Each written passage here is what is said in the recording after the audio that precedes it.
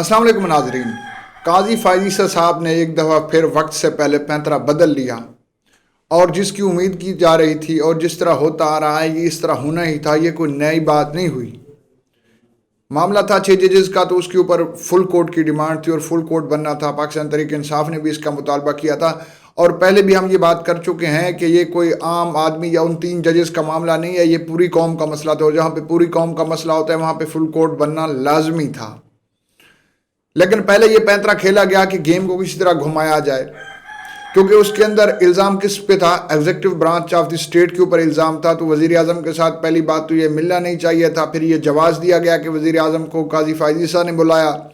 जब ख़त उन्होंने वज़ीर आज़म को नहीं लिखा, ख़त उन्होंने चीफ जस्टिस को लिखा है, जुडिशल कमीशन का जो चेयरमैन है उसको लिखा है, तो फिर मेरे ख्याल में कोई सवाल नहीं पैदा होता था। और जिस बंदे के ऊपर इल्ज़ाम है, फ़र्ज़ किया मेरे ऊपर कोई इल्ज़ाम है और मुझे ही बुला लिया जाए कि जी इल्ज़ाम है तो आप आ जाएं, तो इसका हमने मिल बैठ के इसका हल निकाला है, तो इस तरह तो जो है ना रियासतें नहीं चलती, मुल्क इस तरह नहीं चलते। और ये इंसाफ का भी तकाजा था कि जहाँ पे पूरी कौम का मसला है। और वो कोई बच्चे नहीं थे जिन्होंने ये बात की थी, वो हाई कोर्ट के जजेस थे उनकी ये। और दूसरी बात है कि उनका इल्ज़ाम नहीं था, वो तो एक किस्म की जो है ना वो स्टेटमेंट दे रहे थे। उनकी तो एक गवाही थी कि इस तरह हो रहा है, तो इसको किस तरह रोका जाए, हमें बताएं। तो पहले तसद्दुक़ जलानी साहब को कुर्बानी का बकरा बनाने के लिए सामने लाया गया, लेकिन बाद में क्या हुआ, कहते हैं कि घर के भेदी ने लंका ढा दी। जब उसके अपने बेटे ही ने उन 300 वकीलों के अंदर शामिल है जिसने ये ख़त में लिखा कि अब इसके ऊपर फुल कोर्ट कमीशन बैठना चाहिए, तो उसके ऊपर फुल कोर्ट की इंक्वायरी होनी चाहिए। तो बात जब यहाँ तक पहुँची तो काजी फायद ईसा ने एक दरमियान से एक रास्ता निकालना था और उन्होंने वो रास्ता निकाल लिया, क्योंकि कल से ये खबरें गर्दिश करना शुरू हो गई थी कि उन 6 जज ने यह फैसला कर लिया कि हमने अब पीछे नहीं हटना। या तो मैदान में ना उतरते, अगर मैदान में उतरे हैं तो अब दूध का दूध और पानी का पानी करके जाएंगे। और मुबीना तौर पर आज सुप्रीम कोर्ट ऑफ पाकिस्तान के अंदर 84 और 3 की वो एप्लीकेशन देने जा रहे थे। और सबसे बड़ी बात ये है कि कुछ रिसोर्सेज ने ये भी कंफर्म किया है कि वो चाहते थे कि ये जो बेंच बने तो उसके अंदर काजी फायद ईसा साहब और मंसूर अली शाह ना हों। तो इस बात की जब भनक हुई तो काजी फायद ईसा साहब ने आज खुद इसका नोटिस भी ले लिया और रातों रात जिलानी ने ये नाह भी कर दी। और जिलानी नाह क्यों ना करता, जब उसका अपना बेटा इस चीज़ के ऊपर इतराज़ कर चुका था, तो फिर उसका जो है ना वो अखलाकी जवाज़ नहीं रहता था। तो वक्त से पहले गेम तब्दील हो गई, अब इसके ऊपर बेंच बना दिया गया और वो बेंच जो है ना अगले 2 दिन में इसकी हियरिंग शुरू करेगा। लेकिन निकलना इससे भी कुछ नहीं है।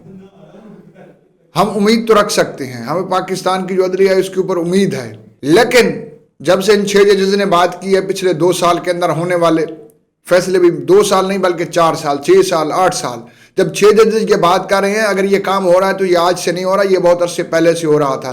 काफ़ी सारे फैसले जिनके ऊपर जो है ना अब सवालिया निशान उठना शुरू हो गए हैं। तो अब उनका क्या होगा?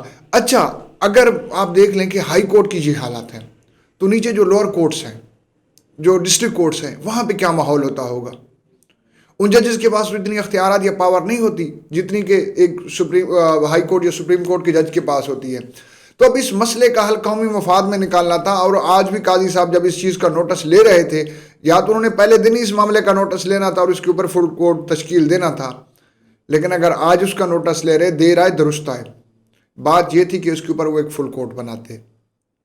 ये मुबैना तौर पे जो उसके खिलाफ ये बातें या ये जो कैंपेन्स चल रही हैं, तो वो ये चलती ही ना। अगर वो फुल कोर्ट खुद ही बना देते तो ये लोग जो आज तनकीद कर रहे हैं, इनको तनकीद का मौका ही ना मिलता। अल्लाह ताला ने उनको इज़्ज़त दी, वो पाकिस्तान की अदलिया के आला मनसब के ऊपर बैठे हैं, वो आला अदलिया में बैठे हुए हैं, वो इस मुल्क के अंदर इंसाफ के निज़ाम को चलाने के ज़िम्मेदार हैं, क्योंकि वो चीफ जस्टिस ऑफ पाकिस्तान है। वो किसी डिस्ट्रिक्ट कोर्ट के जज नहीं है, वो किसी सेशन कोर्ट के जज नहीं है। तो ये उनकी जिम्मेदारी भी बनती थी कि वो इसके ऊपर फुल कोर्ट बना देते। फुल कोर्ट बनाने से फ़ायदा ये होता, आज अगर ये जजेस जो है जब ये फैसला करते हैं ये फुल कोर्ट नहीं बनाएगा, पाकिस्तान तहरीक इंसाफ ने अभी इतराज़ कर दिया है, सोसाइटी के और लोग भी इस चीज़ के ऊपर इतराज़ कर रहे हैं, तो ये मामला इसका हल होने से पहले, इसका फैसला आने से पहले कंट्रोवर्शियल बन गया। पहले से ये मुल्क बहुत सी कंट्रोवर्सीज़ के अंदर घिरा हुआ है, तो हम मज़ीद इस तरह के मामलात में नहीं जा सकते।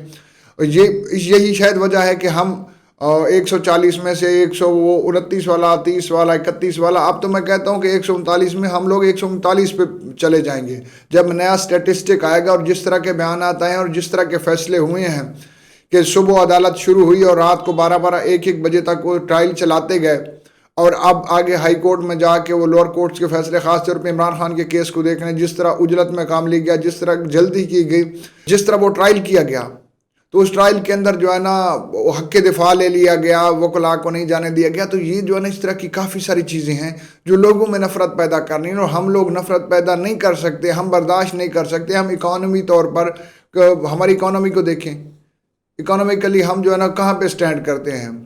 لوگ جو ہیں وہ پریشان ہیں، بدحال ہیں، بجلی مہنگی ہے، پٹرول مہنگا ہے.